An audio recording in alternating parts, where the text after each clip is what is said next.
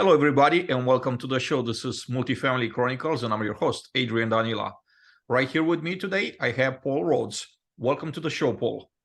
Hey, Adrian, it's awesome to see you again. Paul, for those of you that don't know you yet, you are a senior manager for maintenance learning with Brookfield Multifamily. Yes, sir. Welcome to the show, and I would like to pick up where we left on the previous episode.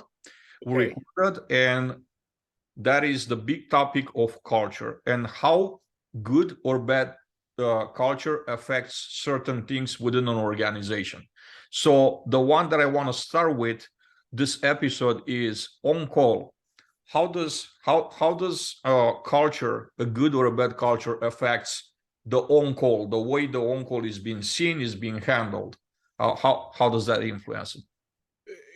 It has a huge influence on it, especially given the definition that I'm operating from, the feelings around the way a decision is made or not made, comes in big time during on call, because on call by its nature means that the office is closed, so there's nobody else available right then and there. Oftentimes it's after hours, meaning we're dealing with evening all the way around the clock until the next morning.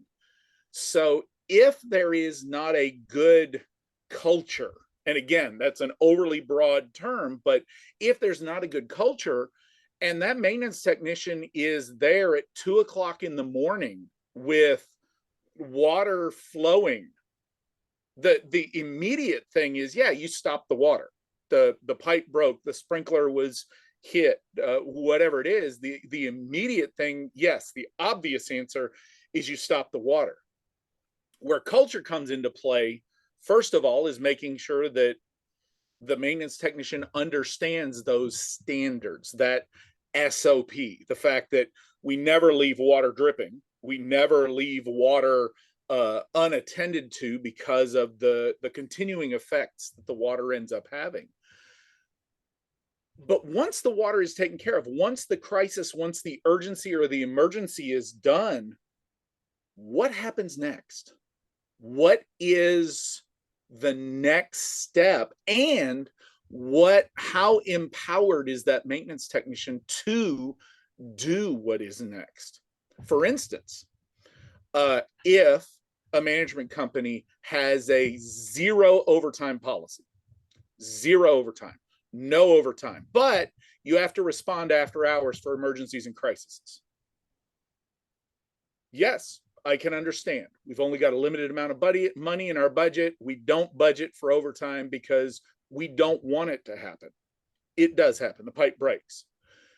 My maintenance technician, he has an overriding feeling that he's going to get yelled at if he works a long amount of time tonight. So the pipe broke.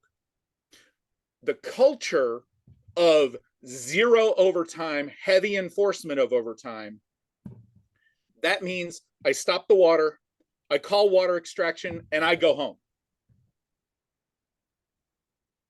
That is a direct result of a culture that emphasizes the budget over our resident relationship. And that has happened to management companies I've worked at in the past, to where they don't do that. The technician doesn't stay to meet the carpet company, be sure that the water extraction happens properly. We do what we can to save the residents' belongings or needs. Another outgrowth of that right now, there's a big trend I've heard from a lot of maintenance technicians and a lot of properties, that the properties maintenance comes out after hours or on the weekend, they do 3 hours of emergency call. Well, that means that because we have a zero overtime policy, you must go home 3 hours early.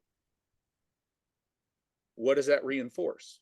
Again, it reinforces, one, my maintenance technician needs to get out of there as quickly as possible.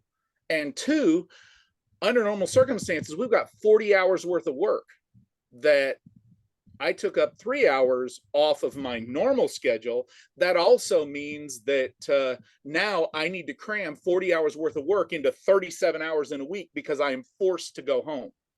And not only that, I'm held responsible for those 3 hours of things that I did not accomplish because I came out late at night. And secondarily, what does that say about our maintenance technicians' home life? Yes, being an apartment maintenance technician, it's a part of the job description. We will have on call unless the management company has come up with a way to solve it. And that's probably a different discussion that of suggestions of things or ways of approaching it. But if I am told that by coming out in the middle of the night, I have to go home early, personally, I schedule my week based on being at work on time and being able to leave on time. I have activities with my family, with my friends, with my social organizations, with whatever I'm doing in my time. That's exactly what it is. It's my time. I predict my week to where from 8 to 5, Monday through Friday, I am working, with the understanding that I will have to respond as a part of this job after hours.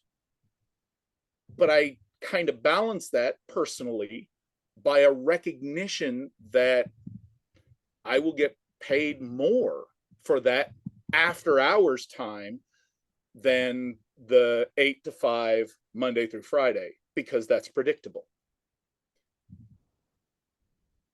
If, first of all, you tell me by me coming out from 2 to 5 a.m.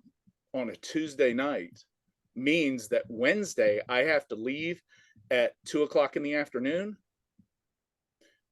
first of all, that devalues that 3 hours of my time, my sleep time. Second of all, I am punished now because in the 37 hours that I have to work even harder. And third, I got to be honest, in the back of my head, I'm thinking, wait a second, if I prove to you that I can do 40 hours of work in 37 hours, that means next week you're going to expect me to work with that same intensity. Or more. Or more, until the next time I'm on call and I have to be out, 5 hours due to whatever happens. So all of those are examples of how that culture comes in and fixes. And this is where kind of what we were talking about the last time we were together. We said that, intention and talking about it in theory is good, and having that, but it's only good in theory. It doesn't do anything until it does something. In other words, until changes are made, until activity is done. So if we're saying that culture has an effect on call and hours and how as we as maintenance associates approach it, let's do that. Let's maybe change some things up. A couple of ideas. What if we hired a position or we adjusted a job description to where we do make readies in off hours? Make readies, we can plan, we can predict when they're going to happen, and a make ready occurs in a vacant apartment. So residents are not there.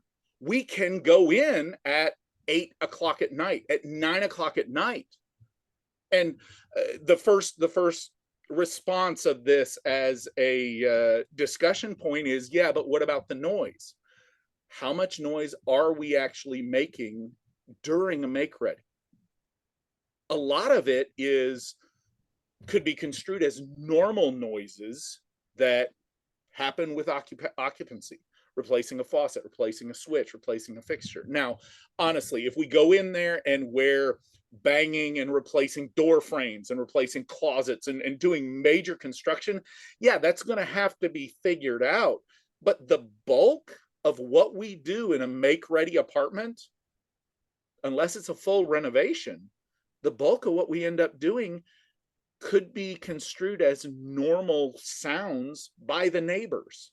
And not only that, it's a one-time event because we're only doing it in that apartment that night. The next night, this person is in a different apartment. The benefit of this for on-call is that means you have a worker who is on site right then and there, already on the clock, that can respond to emergencies. So that means we now have no after hours on call. It's a scheduled event, and we adjust that workflow. That's one idea. Before I ask you for more ideas, if you have ideas, I do want to point it out. This could work, and it could work amazingly, but you have to have culture of trust. It goes back to that.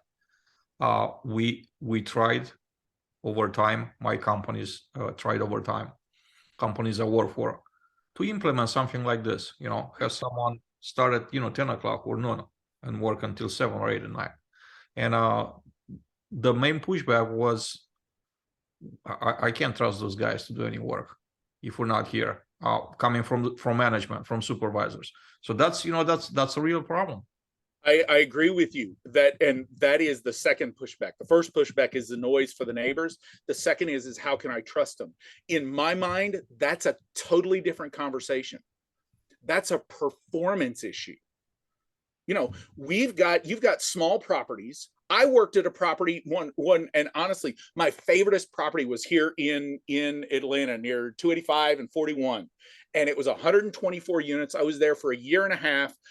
124 units. I was the only maintenance technician. Only one. That's it.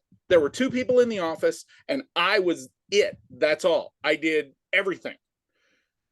And yet, it was just me. So, who was watching me when I was doing my job? The manager and we understood the fact that he didn't have enough time to pay attention and go over every work order or look at it. Was stuff getting done? Yes. Did we have callbacks? No. Were residents calling in when issues were happening? No. Why? Because the residents could trust me that I would fix what needed to be fixed. They trusted when they called the office that maintenance was going to be deployed. And not only that, the property was always picked up. The pool was always operating correctly. The dumpster was when it got clogged, it unclogged.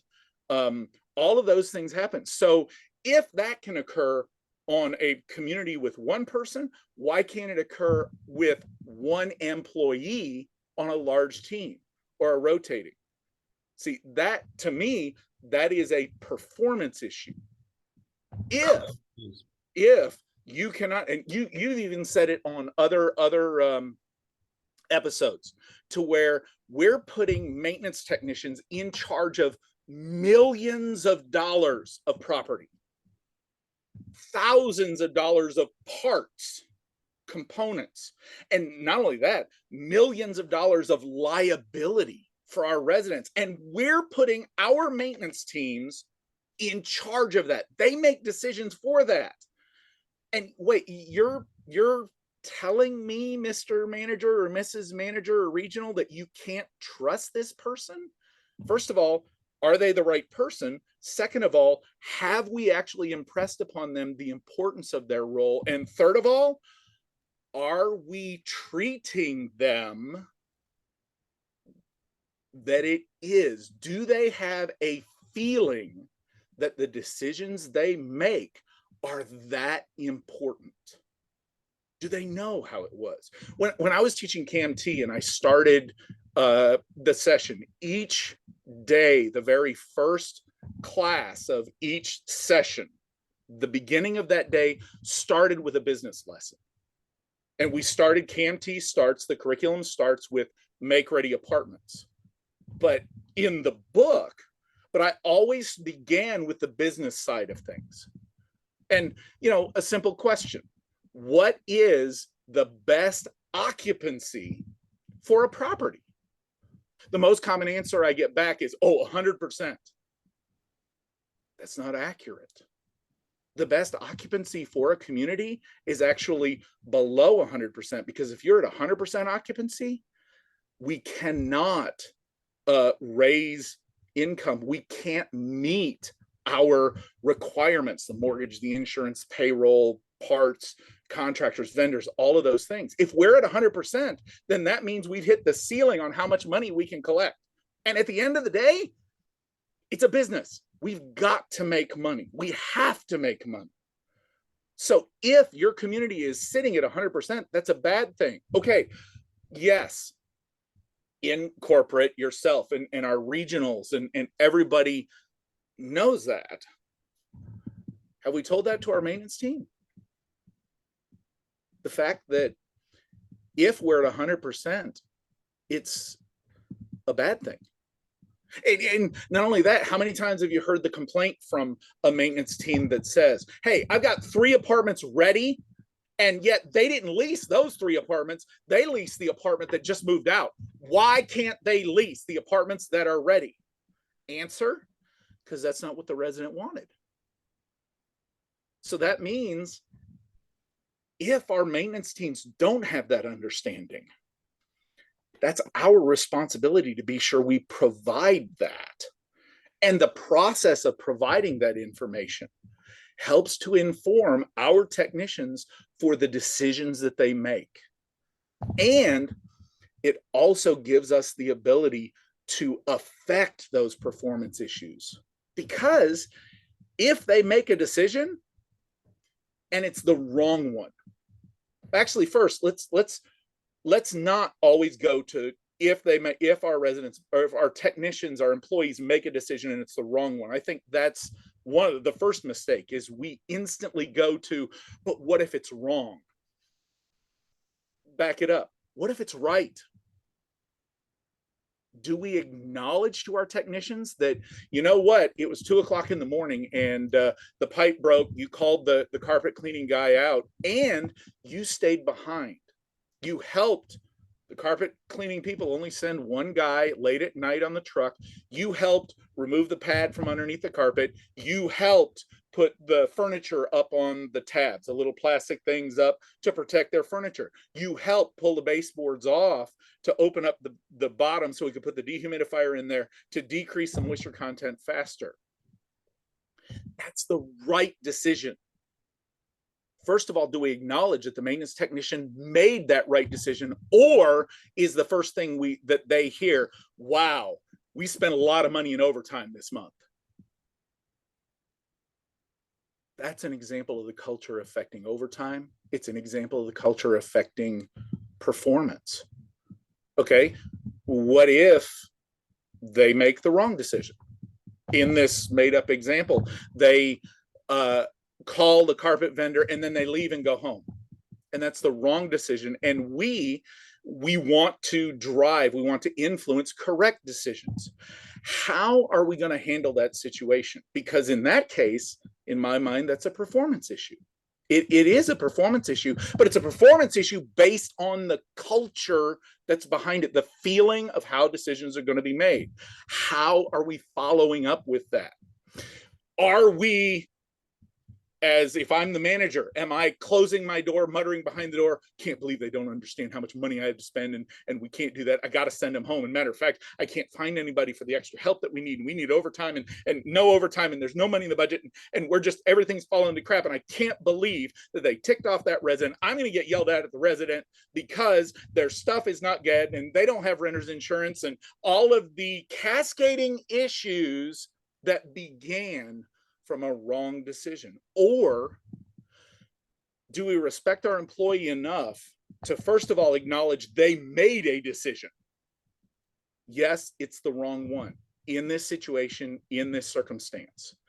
Do I respect, as the manager, do I respect my employee enough to say, let's have that conversation?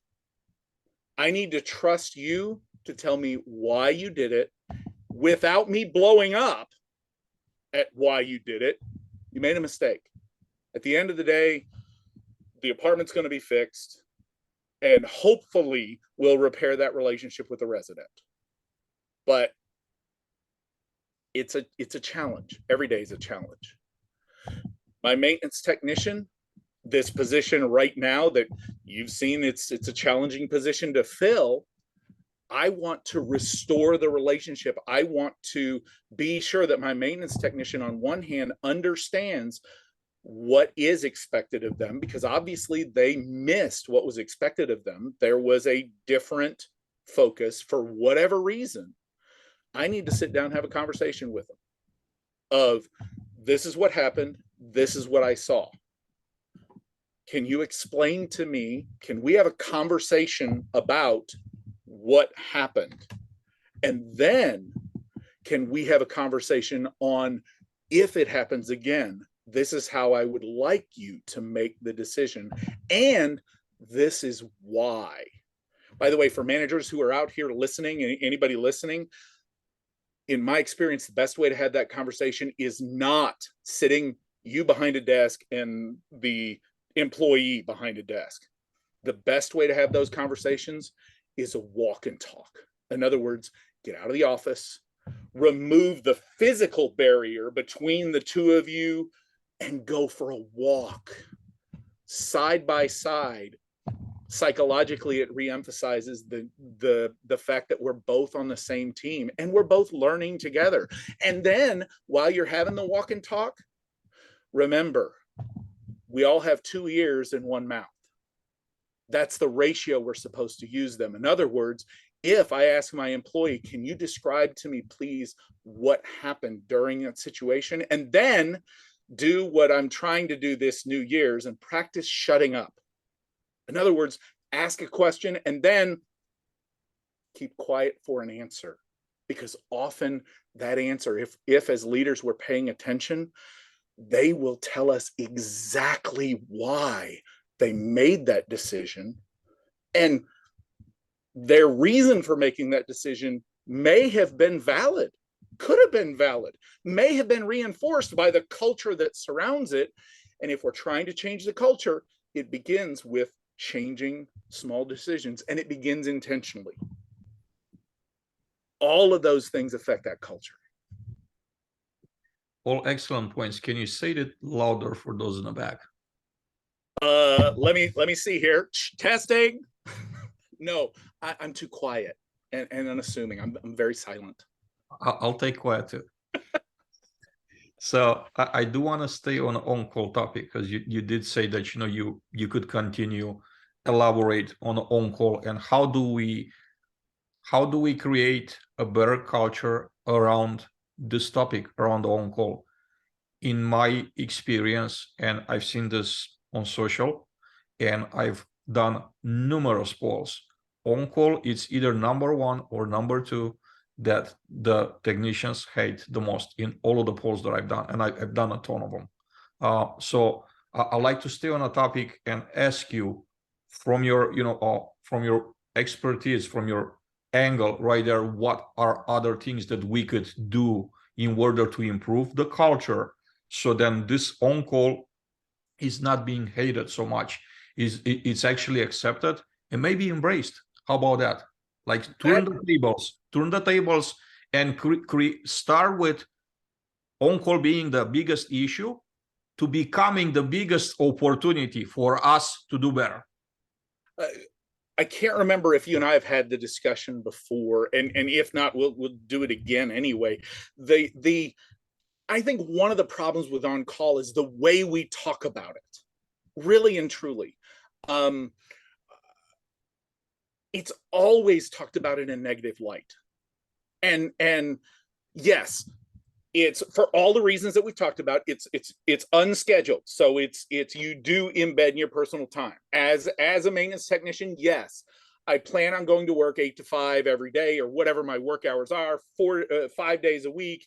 That's planned. And then at night, I have to be aware, when I have the on-call phone, I can't drink an adult beverage if I wanted.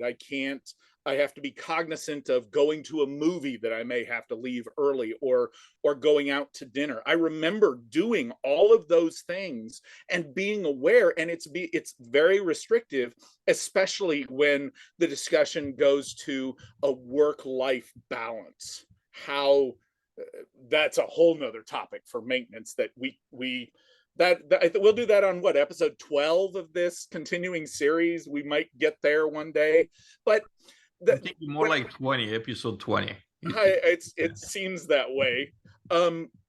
When I started in apartment maintenance, I viewed being on call like being a superhero. I mean, I grew up with Batman, Superman, all of the various different superheroes in Marvel movie and that. And in my mind, somebody's calling me with a need, and I get to save the day. And it was the most fulfilling thing to be able to do that. And I looked at it as a huge compliment that my residents trust me in the middle of a crisis to fix it, because they have to, it's in the lease, they have to call. But when I get there and show up, the look on their face of absolute gratitude or thanks for the residents that did. Now, not all residents were happy, but the fact I was able to solve a problem at that moment was, and still to this day is, a huge compliment to me. And we don't talk about that enough. Second of all, the fact that I was on call, that's a change maker. That's a difference for our position versus a lot of other site positions where they don't have the opportunity for overtime. In order for traditionally, and I may be wrong because compensation stuff has changed since I was even really was involved in those. But in order for our leasing teams to earn more money, they have to lease more. They have to close more deals. They have to get more renters in the apartments, which is great. They have that opportunity. I get to make more money if something happens, if an emergency occurs. And then that's an amazing thing. We need to report that. And then this is where those ideas come into play of how do we change or affect that culture? First, if we have a zero overtime practice, we begin to honor that after hours time. In other words, in our example a little bit ago, if I'm there for 3 hours, instead of me going home 3 hours early, I go home an hour and a half early. In other words, instead of going home at 2 o'clock, I go home at 12:30. Instead of 3 hours, I go home 4.5 hours early, because that's time and a half. And that is representative of the amount of pay that I would have lost. Second of all, give me a choice. Give me a choice. Yes, for labor laws, you cannot trade hours outside of the current pay period. So, but I can change hours within the pay period. If I work the weekend and the pay period goes Saturday to Friday, starts Saturday, ends Friday, and that weekend, Saturday and Sunday, I work 5 hours. Give me a choice when I can take those off, because if I get off on maybe next Friday at noon instead of 5 o'clock, I can plan something with my family. And that's my time. Give me a choice. Honor that after hours time, and respect me enough to give me the choice, and respect me enough to pay me what is required, the time and a half. But if you do it belligerently, I'm going to be less inclined to want to come out, because you're just going to hold me responsible for that extra money that was spent. Another way to do it is, if we truly want to decrease the amount of overtime, what's the emphasis at the property level on preventive maintenance? First of all, is it happening? Second of all, what are we doing? What are the most common repairs on there? Third, one of the big topics is water heaters. Water heaters do have a finite life. They will fail and happen. so many discussions I've been a part of to where you bring up the fact that our property is 20 years old and we're starting to lose water heaters. What if we begin changing water heaters before they break? What if we start doing it on turns in the vacant apartment before they break? Unfortunately, I've had conversations with property managers that say, "Oh, it's not in our budget." How much in the budget is it for to flood out? If it's on the third floor, how much is it in the budget to turn the basement apartment into an indoor swimming pool? Because Murphy's Law says it's going to happen overnight. Yeah, but the difference is I can capitalize that as an emergency expense so it doesn't come out of my budget. All of these are discussions that are all surrounding the culture. And I mean, really, at the end of the day, truly kind of going back to it, we've got 40 hours worth of work that we have to complete in 40 hours. If something unexpected happened, and it will, if something unexpected happens, and we have 40 full hours of work already planned, what do we take off in exchange? And who's making that decision? I'm not saying there's one person that needs to make that decision, but what I am saying is that whoever is making that decision for what drops or what we don't accomplish this week, everybody needs to be on the same page in the same book with how we schedule our work time. And that kind of goes back to that whole culture of respect, trust, communication, and how it ends up working in there. Because you and I both know, we talk about on call, we talk about after hours work. It will always be there. It's a part of the job description, for good or for bad. And I happen to believe still to this day that it's a good thing. It is a measure of respect. And every one of those late night call outs that I had that I would go to, I always ended it with thank you, which still, the looks, part of me did it just because of the shock on people's face when you're leaving at 2:30 in the morning. Thanks for giving me a call. We'll follow up. The office will follow up tomorrow, or we'll follow up the next day and make sure. And just the look on their face when I actually expressed appreciation, the fact that they trusted me enough to call me, whether they were forced to or not. I got to play superhero. I got to solve the issue. How do we instill that in our associates? How do we create a type of environment where the sprite goes back to people's beings? They're taking pride in their work, and they actually see themselves as hero, as saving the day. How do we do that? My answer is, first, it goes back to something we talked about on the last episode. First of all, we have to be intentional about it. We have to recognize it, and intentionally, as leaders, as bosses, whatever word you want to call it, managers, regionals, and that, we have to focus that conversation on intentionally. After hours, it's going to happen. What is the way that we can do this after hours to make it the best for our budget, for your life, for our residents, for our building, for our community? What is it?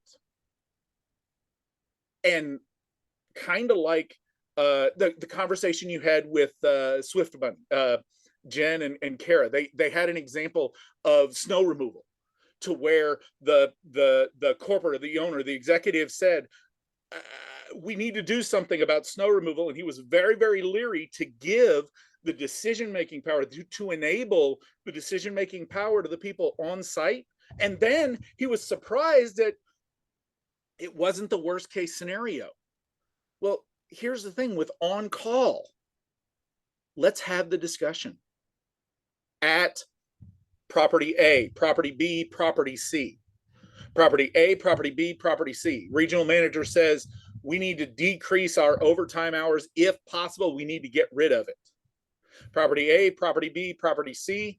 I would like for you in a week, give me ideas on how we can meet that goal. And then kind of goes back to the performance issue discussion. Let the answers come and discuss them.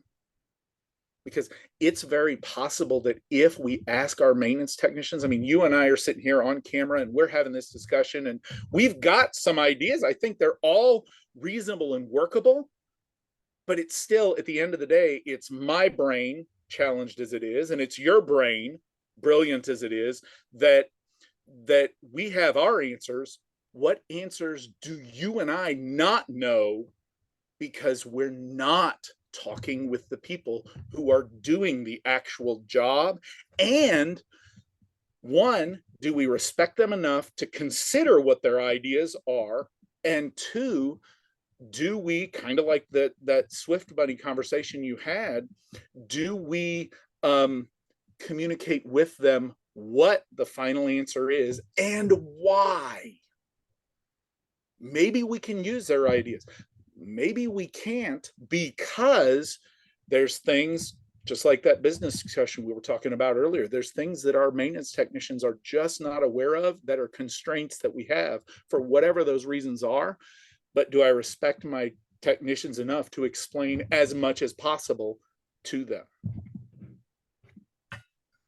Paul, any more to add to the on-call topic that you could think of in regards to culture? I really think it does come down to having a defined expectation.